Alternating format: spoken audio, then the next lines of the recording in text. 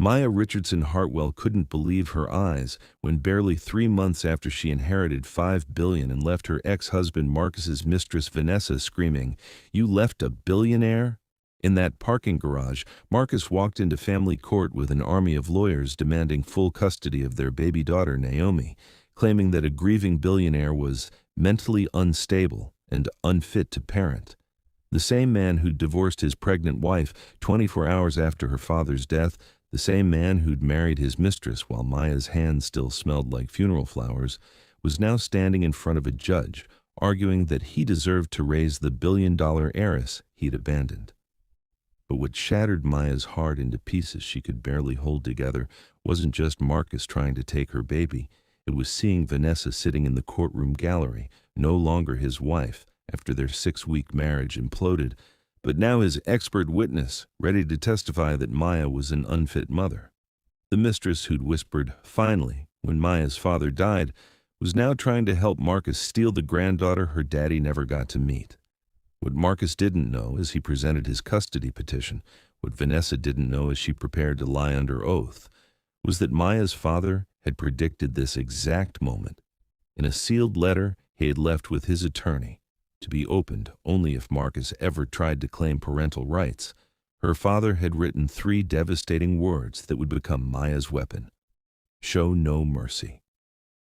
And inside that letter was evidence, recordings, proof of things about Marcus that would destroy him in ways he never imagined. So the question isn't just what happened after she inherited $5 billion and left his mistress screaming. It's this: what does a billionaire mother with her father's protection from beyond the grave do when her ex-husband tries to weaponize the court system to steal her child? How does a woman who lost everything find the strength to fight the man who once made her beg him to stay? And what secrets did Maya's father uncover about Marcus in those final weeks before he died?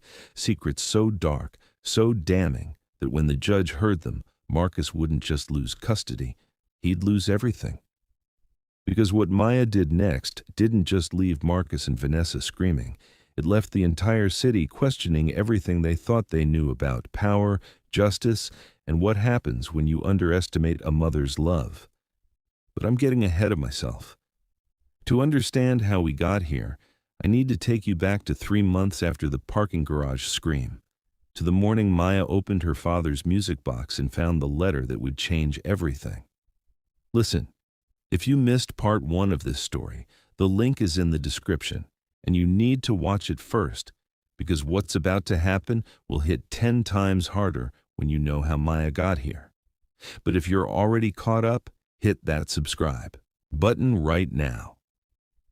Because this part of Maya's story will show you that karma doesn't just come for people who do wrong. It brings receipts. Smash that like button if you believe children deserve to be protected from people who only want them for money. And comment below. Have you ever had to fight for something you thought you'd already won? Tell me, because Maya's about to teach us all what real fighting looks like. Now let's go back to that music box, because what her father left inside would arm her for the battle of her life. The music box sat on Maya's dresser in her Brooklyn brownstone, wrapped in tissue paper that had yellowed slightly with time. It had arrived 3 days ago, Naomi's 3-month birthday, delivered by Harold Ashford with a simple note. Your father left instructions that you were to receive this on your daughter's 3-month milestone. He said you'd know when to open it. Maya had been staring at it for those 3 days, afraid of what it might contain. Another letter. Another reminder of the man she'd lost, another wave of grief she wasn't sure she could survive while caring for a newborn alone. But that morning, with Naomi sleeping peacefully in her crib and sunlight streaming through the windows of the nursery her father had designed but never got to see, Maya finally opened it. The music box was beautiful, hand-carved rosewood with inlaid mother of pearl, depicting a father holding his daughter under a starry sky. When she lifted the lid, a gentle melody began to play, a lullaby her father used to hum to her when she was small.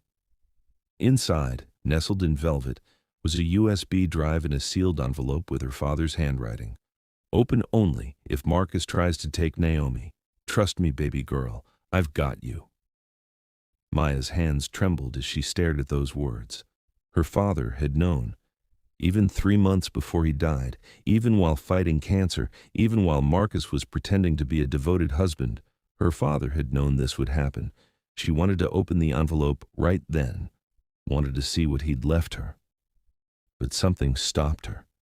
Some instinct that said, not yet. Wait until you need it. Wait until the moment is right. She placed the music box in her safe, next to the documents from her inheritance, and tried to push it from her mind. That lasted exactly 2 weeks. Maya was in her home office, Naomi napping in a bassinet beside her desk, when her phone rang. Unknown number. She almost didn't answer, but something made her pick up. Maya Richardson? A professional female voice. Yes? This is Jennifer Walsh from the law offices of Brennan and Associates. I'm calling on behalf of my client, Marcus Richardson, regarding a custody matter concerning the minor child Naomi James Richardson Hartwell. The floor dropped out from under Maya's world. Custody matter? Mr. Richardson is filing for full physical and legal custody of his daughter. You'll be served with papers within 48 hours. We'd hope to resolve this amicably. But given your current mental state and the concerns about your fitness as a parent, my client feels he has no choice but to pursue this through the courts. My mental state? Maya's voice was ice. I'm perfectly fine. I'm raising my daughter. What concerns? The concerns outlined in the petition. You'll see them when you're served. We'll be in touch. The lawyer hung up. Maya sat there, phone in her hand, staring at nothing.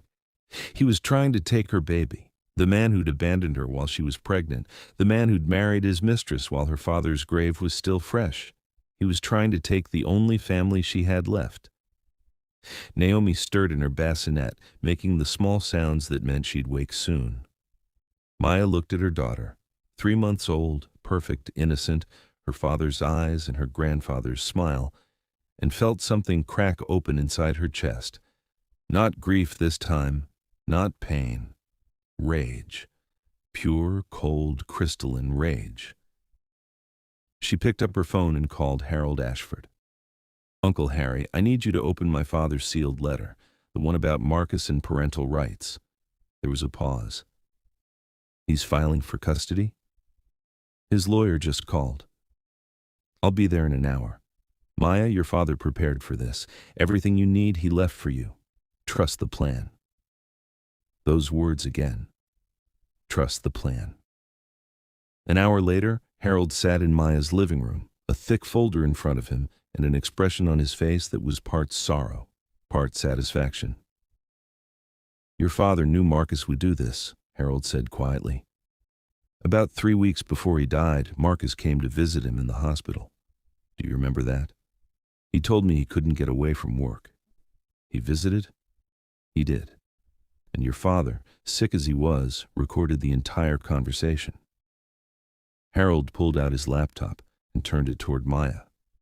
Your father was very careful about this. Everything was done legally. One-party consent recording in a hospital room where Marcus had no expectation of privacy. It would be admissible in court. He pressed play. The video showed her father in his hospital bed, looking frail but alert. Marcus entered, and the change in his demeanor was instant, impatient, uncomfortable, checking his watch. Hey, James, how you feeling? Like I'm dying, Marcus. Because I am. Her father's voice was weak but steady. Right. Yeah, listen, I can't stay long. Got a work thing. But I wanted to talk to you about something important. Go ahead. Marcus shifted, clearly uncomfortable. It's about Maya and the baby. I'm just going to be straight with you. I don't think I can do this. The marriage, the kid, all of it. It's not what I signed up for. Maya's hand went to her mouth. This was 3 weeks before her father died, while she was still pregnant, while Marcus was still pretending everything was fine. You signed up for marriage vows, her father said quietly, in sickness and health, for better or worse. Yeah, well, things change. Maya's different now. She's all focused on you being sick and the pregnancy. She's not the woman I married, and honestly, with you going, I'm looking at being stuck supporting her and a kid on my salary alone. That's not sustainable. Sustainable? Her father's voice carried barely controlled anger. What kind of letter? A letter offering him a one-time payment of $50,000 in exchange for signing away all parental rights to Naomi, permanently and irrevocably. No contact, no custody, no claims to her or her inheritance. Ever. Maya's eyes widened. What did Marcus say? He didn't respond. He threw the letter away. We know because the PI retrieved it from his trash. Your father predicted he'd ignore a small amount like $50,000 because he'd eventually realize Naomi is worth billions, and that by rejecting the offer, Marcus would demonstrate that he has no interest in being a father, only in accessing her inheritance. But he can't access it. The trust is ironclad. He doesn't know that. He thinks that with full custody he could control her assets as her guardian. What he doesn't realize is that your father named an independent trustee, me, who cannot be removed except by court order. Even if Marcus won custody, which he won't, he'd never touch a penny of Naomi's money. Harold pulled out the sealed letter. Your father's instructions were clear. If Marcus filed for custody, I was to give you this and offer you the firm's full resources to fight him.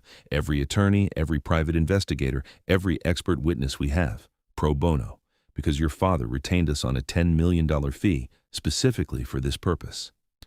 Maya took the letter with shaking hands and opened it. The handwriting was shakier than usual. Her father had been very sick when he wrote this, but the words were clear.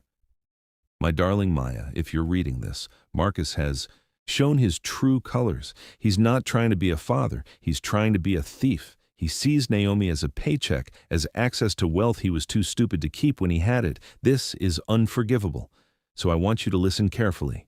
Show no mercy. Use every piece of evidence I've left you. Expose him for what he is. Protect my granddaughter with everything you have. I know you're scared. I know you're tired. I know part of you still wants to believe Marcus has some good in him, but baby girl, sometimes the most loving thing you can do is be ruthless with people who threaten your child. Fight him, destroy his case, and when it's over, make sure he never ever has the power to hurt Naomi the way he hurt you. You are not alone in this. You have resources, you have evidence, you have me, even from beyond the grave, and you have something Marcus will never have, the truth. Use it, with all my love and faith in you, Daddy. P.S. Vanessa will try to help him. I've left evidence about her too. Remember, show no mercy. Maya read it 3 times, tears streaming down her face, her father's voice echoing in her head as clearly as if he were standing beside her. Show no mercy. She looked up at Harold. When's the custody hearing? Preliminary hearing is in 2 weeks. That's when Marcus will present his case for why you're unfit. And Vanessa? She's listed as a witness.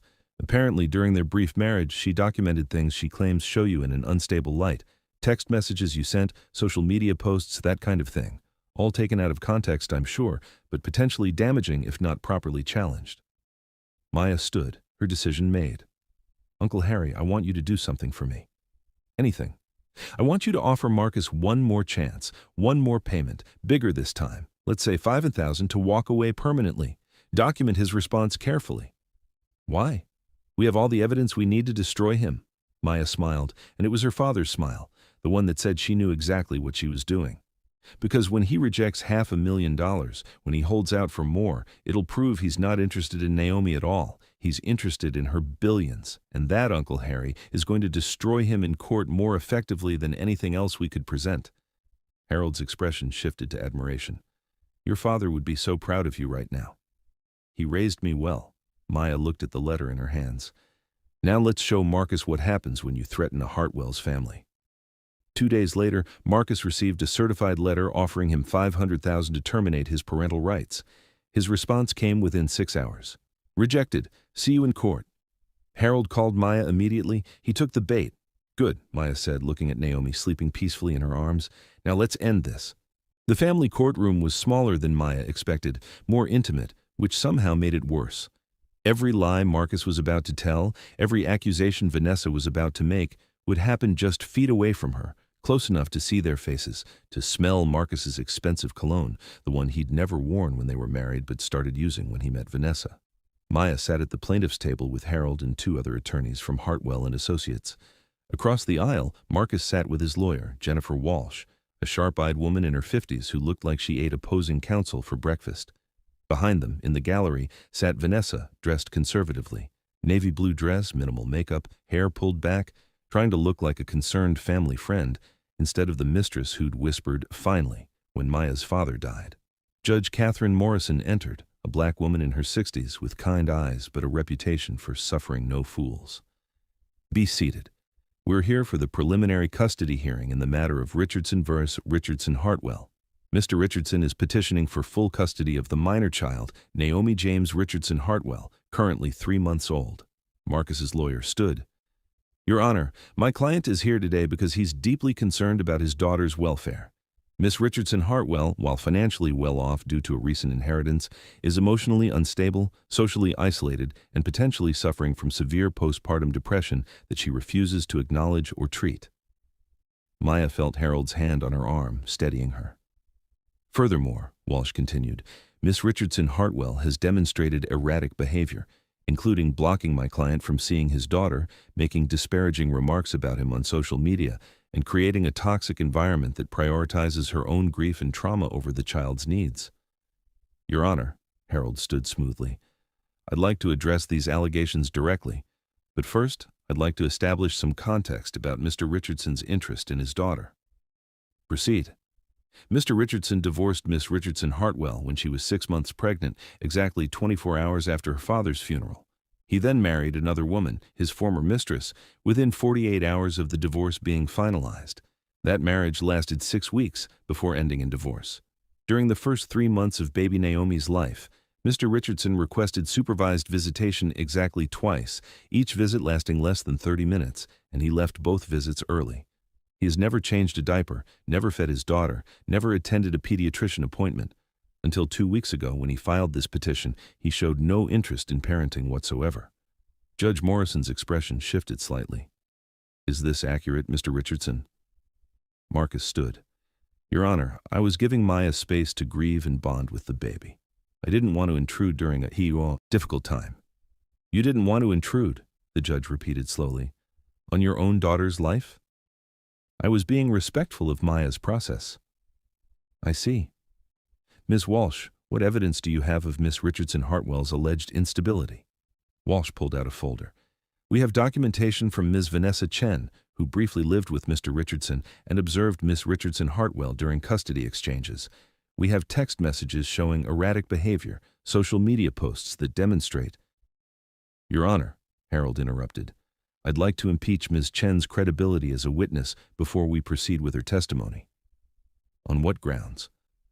"On the grounds that Miss Chen is the woman Mr. Richardson committed adultery with during his marriage to Miss Richardson Hartwell, that she has a documented history of hostility toward my client, and that she has a vested financial interest in Mr. Richardson gaining custody." Walsh's face tightened. "Ms. Chen has no financial interest in this case." "Actually, she does." Harold pulled out his own folder. "Ms. Chen filed for bankruptcy 3 months ago with debts exceeding $200,000. She lost her job 2 months ago after the scandal of her affair with Mr. Richardson became public at her workplace. She's currently unemployed, living in a sublet apartment, and according to text messages we've subpoenaed, she and Mr. Richardson have discussed what they would do with access to Naomi's trust fund." "That's not true." Vanessa stood up in the gallery. "Sit down, please," Judge Morrison said sharply. "Ms. Walsh, is your witness testifying today?" "She is, Your Honor." "Then call her now. I want to hear this directly." Vanessa was sworn in, her hand shaking slightly on the Bible. She sat in the witness box trying to maintain her composure, but Maya could see the cracks forming. Walsh started gently. "Ms. Chen, how do you know the parties in this case?" "I worked with Marcus, Mr. Richardson, at Davidson Marketing Group. We became close friends, and eventually we fell in love. I know it wasn't ideal timing, but these things happen." "And you've observed Miss Richardson Hartwell's behavior?" "Yes. During the 2 custody exchanges I was present for, Maya was clearly unstable. She was crying, erratic, saying bizarre things. She told Marcus he'd regret everything, that karma was coming for him. She seemed paranoid and disconnected from reality." "And these observations concerned you?" "Very much. I'm worried about baby Naomi being raised by someone so emotionally volatile." Harold stood for cross-examination, and his smile was deadly. "Ms. Chen, you said you and Mr. Richardson fell in love. When exactly did this love begin?" "About 8 months ago." 8 months ago? And when was Miss Richardson Hartwell's father diagnosed with terminal cancer?" Vanessa's face paled slightly. "I don't know exactly. It was 9 months ago, so your love affair began while Miss Richardson Hartwell's father was dying and she was pregnant with Mr. Richardson's child. Is that correct? We didn't plan it that way. Yes or no, please? Yes.